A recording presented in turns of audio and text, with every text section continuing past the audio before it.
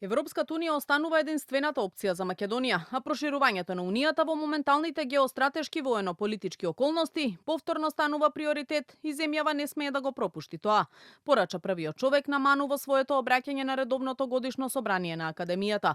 Според него брзиот прием што и се нуди на Украина не се базира на заслуги и реформи, туку на геополитички одлуки и смета дека ЕУ е непринципиелна кога станува збор за пристапувањето базирано на заслуги, а предлогот за уставни измени со одложено дејство го оцени како солидна основа за евентуален компромис со Бугарија. Сметам дека нашите стратегиски партнери, кои се силни, треба да и помогнат на Македонија поскоро да го заврши евроатлантскиот процес, затоа што секакво понатамошно жртвување и одолжување е премногу и губи секаква смисла. Во обраќањето академик Попов се осврна и на војната ескалација на Блискиот Исток, порачувајќи дека Македонија не може да биде поштедена од последиците, но оцени дека е добро позиционирана благодарение на стратешките партнерства со САД и Велика Британија.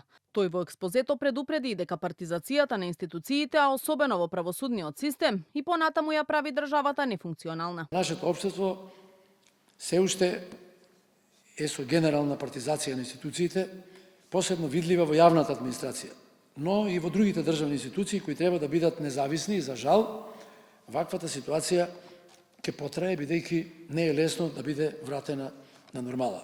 Партизацијата на општеството, за жал, доведе и до нефункционален правосуден систем, со минимална доверба на граѓаните и перманентна критика во извештаите на Европската унија за напредокот на потребните реформи. Академик Попов побара државата да одвојува повеќе средства за научно-истражувачката дејност, а предложи и да се формира посебно министерство за високо образование и наука.